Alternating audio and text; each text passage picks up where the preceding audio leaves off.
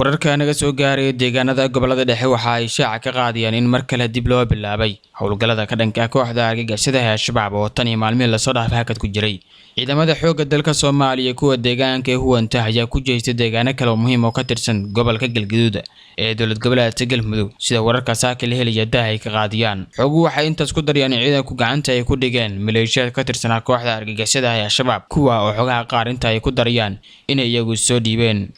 dhanka kale howlgallada baaxad ayaa laga soo warinayaa deegaano kale oo ka tirsan maamulada Hirshabelle iyo Koonfur Galbeed Soomaaliya waxaan la amray saraakiisha ciidanka xoogga dalka Soomaaliya inay dib u bilaabaan howlgalladan oo hakad galatan iyo maalmihii ugu dambeysay kooxda argagixisada Shabaab ayaa weeraray saxiga waxay ku qaadeen deegaanada Masagawa Badbood iyo kuwa kale oo ka tirsan gobolada dhexe halka ciidanka xoogga dalka Soomaaliya saraakiil muhiim looga dilay waxay intaasi ka dambeeyay howlgallada ciidamadu ma ahayn kuwa dadar ku soconaya balse waxa la soo warinayaa in haatan dib u bilowdeen ciidanka xoogga dalka Soomaaliya oo ka ruqaansaday deegaanka lagu magacaabo Cali Yabaal oo ka tirsan Galgaduud ayaa ku jeestay goob lagu tilmaamay inuu ku sugan yahay xubno ka tirsan argagixisada Shabaab oo diyaarinaya dhagarta weerar qaraxya halka oo la sheegay in ciidanku taysan gaarin kooxda isaga baxsadeen argagixisada oo aan ka warhaynay waxa ay diyaarinayaan ayaan ku jeesana goobtan lagu tilmaamay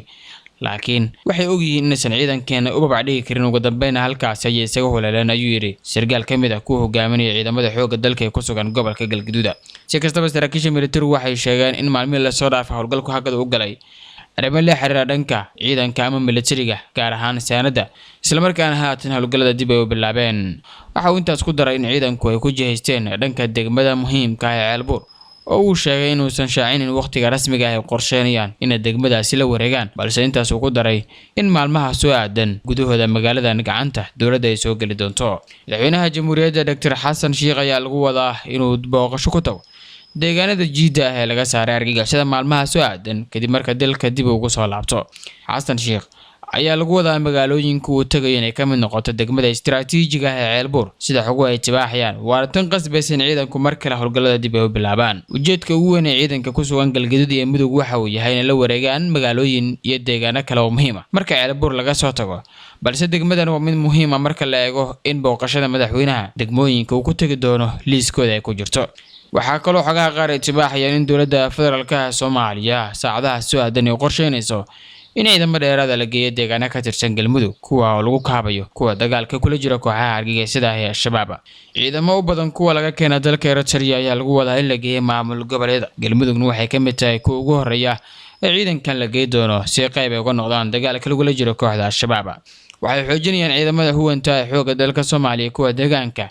ee dagaalka kula jira kooxda argagixisada dhanka kale Colonel Sine Cabdulla taliyaha guutada afraad ee qaybta 17aad ee militariga Soomaaliya ayaa sheegay in ciidanku ay wadaan howlgal aad u culus saaka isla markaana ay ku jihaysteen deegaano kale oo muhiim ah kuwa oo argagixisada ay ka difaacayaan degmada istiraatiijiga ah ee Ceelbuur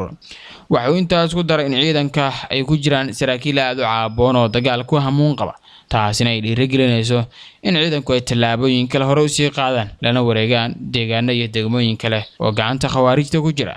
wasiirka difaaca xukuumadda federaalka Soomaaliya ayaa lagu wadaa inuu tago isagu maalmaha ama saacadaha soo aadan deegaanada jiida ee gobolada dhexe waxaana qorshu yahay in kulan isniinta yeelan doonaan golaha wasiiradu xilka looga qaado taliyaha ciidanka xoogga dalka Soomaaliya General Adwa Yuusuf Raage waxaana la filayaa in xilkaasi loo dhiibo Colonel Xasan Cali Nuur Shuute gudoomiyaha maxkamadda darajada koowaad ee ciidanka qalabka sida